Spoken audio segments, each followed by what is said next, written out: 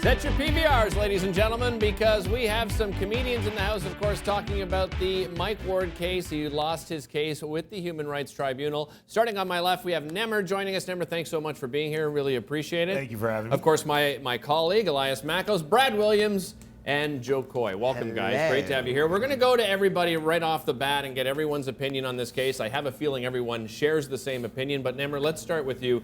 What did you think when you found out about Mike Ward losing this case? I was overjoyed. I think we should all be sued on a regular basis. The other day I made fun of my parents, so I'm waiting for the upcoming litigation. It's going to be fantastic. And on an honest note, I think it sets a very dangerous precedent. Like very, very dangerous precedent, because you know how you have ambulance chasers. Now we're probably gonna have people doing, open mic chasers. They don't have a lot of experience, but they know that they come from a rich family, and then it's the end of days for them. Well, let's go over to you, Joe. Joe, let's talk a little bit about, when you first heard about it, did you think it was just ridiculous? Did you think it would go this far? Yeah, mouth dropped. I was like, wow, that's it for comedy. Might as well just retire comedy. As a whole, it's over with. You know what I mean? Yeah. Can't say anything, just censor everything. It's like, why even live now? Brad, Wow. Jeez. Wow, that's pretty serious, Joe. I mean, Hey, as bad as that sounds, but it's very true. This is our livelihood, and it's like it's being truthful on stage and saying what's on our mind and being protected by the people, and then that's been So, taken Brad, away. then, are there any limits at all when it comes to comedy? No. Is there any untouchable out there at all? And it's not that jokes can't be not funny, because we're going to try a lot of times, and sometimes we won't be funny, especially Joe. But but we need the freedom to be able to test that line. And I just don't get why Mike Ward was sued, because I found out a few days ago that the kid was deaf. I didn't even know the kid was deaf. Mike Ward should not be sued. Whoever actually told the kid the joke, they should be sued. Right, because Mike Ward was just performing for an audience. Someone walked up to a poor, innocent, loving, deaf child and said, hey, you're having a good day. Let's mess that up right now. That person should be sued. You know what my problem is with this whole mess is that I find the people who are most vocal, most against this, are people who have either not seen the routine, they just heard that Mike Ward made fun of someone with a disability, or other people who have just read the joke. And you cannot take a joke, any joke delivered in routine. And Mike Ward's joke was so layered. There's so many layers to it. It takes so long to deliver. There's a big build-up. There's a huge build-up. And that is what comedy is about. So you can read in the paper, oh, he said this line. You're like, oh, that's terrible. But that is not what comedy is about. You have to watch the routine before you can make an opinion. Does anyone have children on the panel who has kids? Yep, right here. Joe, so let's put yourself in the parents' shoes. If you had seen this comedy routine that's been done quite a few times over the years, how would you feel as the parent? I'd be like, well, that's a joke. That's how it'd be. I mean, when I was growing up, they got a thing called roast battle right now. I mean, it's like, that's called the dozens. It's like when you were growing up and you were funny and there was another kid that was funny, you said the worst things about each other just to see who could laugh the hardest. So it's like, I don't know. Yeah, and then on top of that, I've got a little bit of a different perspective, because everyone's like, well, the kid was disabled. Yeah, so am I. And I was made fun of a lot. And my dad taught me that if someone makes fun of you, that if you go tell a teacher, that's actually a sign of weakness. What's a sign of strength, and what would have been a sign of strength for this kid, is not if he sued Mike Ward, but he said, wow, what an honor to be made fun of a comedian that tries every day to look like a lesbian. Brad, isn't that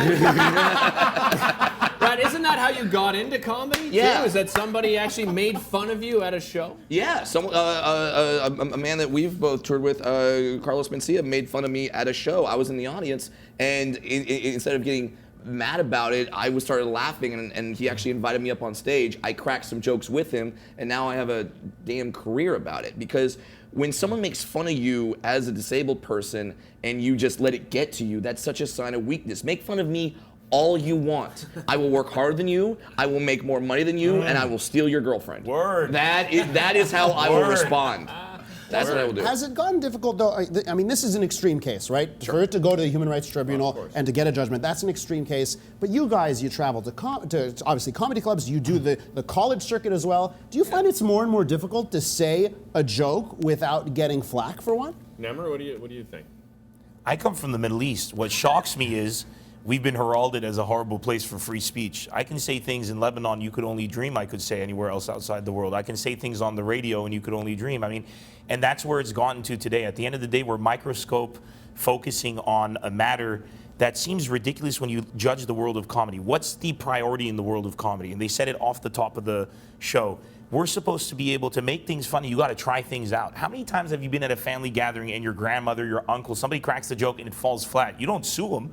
You don't throw them in jail. Right. I mean, they tried it and didn't work out. Now, if you find an audience for it, does that mean they're an evil person who's deserving of going to hell for it? No, not at all. This is what it is. It is life. Some people say things, other people say other. That you're attacking a sacred tenet of free speech. Sometimes people are going to say things you don't like. That's not, unfortunately, this is life. You have to be able to allow that to happen, or vote Donald Trump and have fun. Is this limited to comedians? Like, can anybody say? Elias and I, we're not comedians. What I like the most about this whole topic is everyone's pretending that they don't say any of this stuff at home. You know what I mean? And that's what I really like. Like, there's people that stand behind the person that sued the person, acting like, oh yeah, that's wrong, but behind closed doors, you said it too. Yeah. And that's what I hate the most. Well, it's me, like I'm a great person. I've never said, but I mean, maybe. that's what I like. That's what I hate the most about this whole particular situation. It's like we're allowed. Oh, and I think Ward said this. He's like, we're allowed to think it, but the minute we say it, we get sued. And I don't know. It's just It was flat out wrong. Yeah. It was flat out wrong. It was flat out wrong. And the kid got $35,000. I feel bad for the kid. $35,000. What's that going to pay? What's it going to buy him? The monetary yogurt, side of and things then is and then he's done. He's been made more fun of today than he ever has. He's been put on a public scale in such a negative way. He's become the center of a debate that should have never happened in the first place. Whoever advised him to go after this, and I have a sneaking suspicion his parents had something to do with it. Yeah, since they're in the litigation. Horrible, horrible judgment. Horrible judgment. Parents are supposed to reinforce their children. This is a tough world. People are dying. There's real stuff going down. When you get to the point where you as a parent get so offended that you push your kid to be the scapegoat for a national discussion on rhetoric, you need to change your parents. I don't know if he has that option. Well, okay, we're going to continue this discussion in just a moment. We just have to take a quick break. We'll be back with Nemr, Joe Coy, and Brad Williams right after this. You're watching Breakfast Television. Very hard right now, being a comedian right now. The world is changing so fast. Censorship is a tricky word, especially as an American. We're very afraid of that word because it is a slippery slope. Your feelings don't matter. You know, Mike Ward didn't make that kid a public person. The media did, and his mama did. Okay, not Mike. Once that guy is in the public realm, he is fodder for comedy. That is the price you pay, sir. Yeah, let's talk about that. Because Jeremy Gabriel was a public figure, does that, if he wasn't a public figure, would any comedian have even made any jokes about a person with a disability? Well, I mean, the disability in general, this is coming from me, but like, no, Mike's not going to say, this random guy I met, Jeremy, like he's not going to point him out because no one's going to have a frame of reference. But it's funny, the joke was funny because people knew who he was. Right. If they didn't know, which is proof that it's a public figure. And you can't say, well, that joke's not funny. The room full of people laughed. That's proof. And I have to say this, if anyone hasn't seen it, you got to see the routine. Yeah. There's a perception that the routine was, let's make fun of Jeremy. It wasn't that. He was making fun of the fact that Jeremy had been in the public eye for 5 years with a supposed terminal illness, right? And that was the punchline at the end. And even recapping it like that doesn't do the joke justice. Right. And the whole room laughed. That was very funny. That was great. Have you ever thought of? I enjoyed it with your delivery. He's going to be hosting as tonight. Dry as that was, I was dying inside. So sue me. I'm going to give you a different perspective because obviously everyone in the panel today believes that you know the comedians should be able to say whatever they want. Adam Hills, who joined us on the show a little bit earlier this week, he's a comedian from Australia. He had a different opinion. Have a look at this. I don't think there's anything wrong in saying sorry. Like if I've said stuff on stage and people have come up to me afterwards or even during the show and say, hey, that's really offensive. And if I've thought about it for a second and just gone, okay, you know what? Yeah, I'm really sorry about that. Like I don't see, a lot of comedians will do that thing of going, no, my joke is my joke and I stand by it. And if you can't take it, just say sorry. So Joe, why not say sorry? Well, would this have even? Oh, you can still say sorry, but would it even gotten to this point had Mike apologized? Do you think? I think it still would have went. I mean, saying sorry has nothing to do with what's happening right now.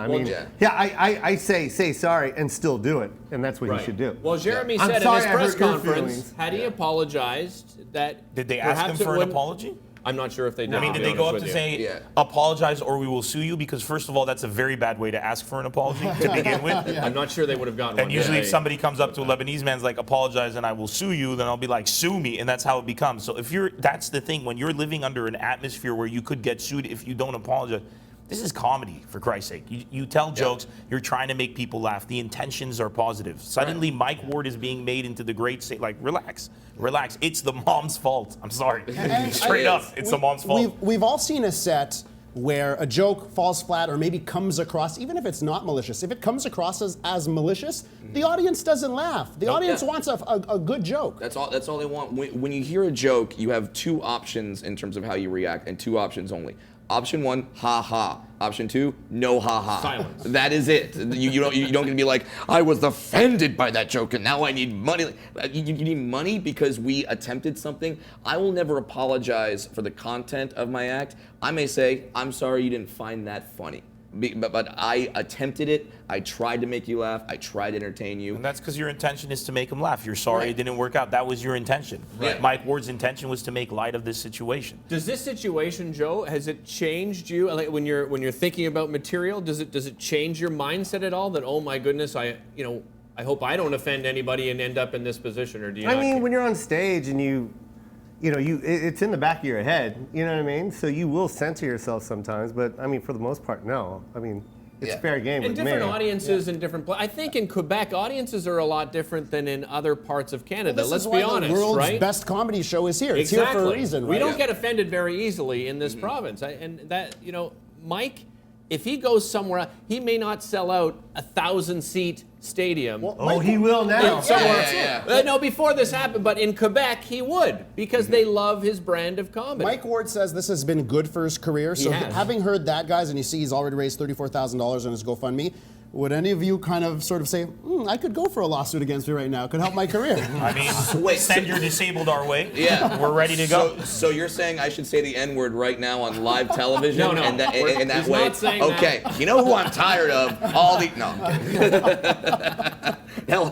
That'll help my career. It helped his career coincidentally. Yeah. But in the long term, the ramifications, if he doesn't appeal and win, are devastating.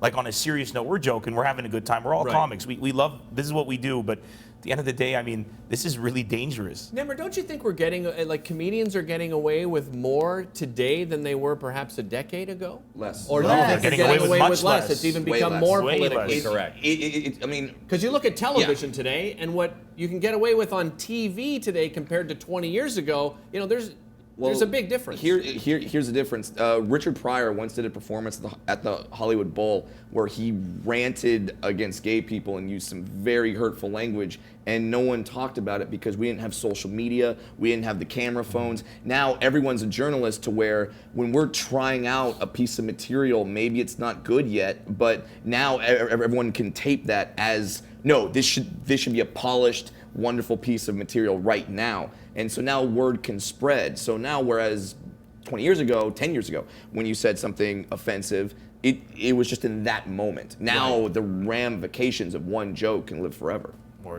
Well, guys, we've run out of time, but wanted to thank all three of you for joining us here today. Really appreciate you taking the time. It's an important topic to discuss. Of course, you can catch all these guys at Just for Laughs. Elias will be hosting over the weekend at Just for Laughs. I'll be at Club Soda. There you go. We'll be back with more Breakfast Television right after this. Don't go anywhere.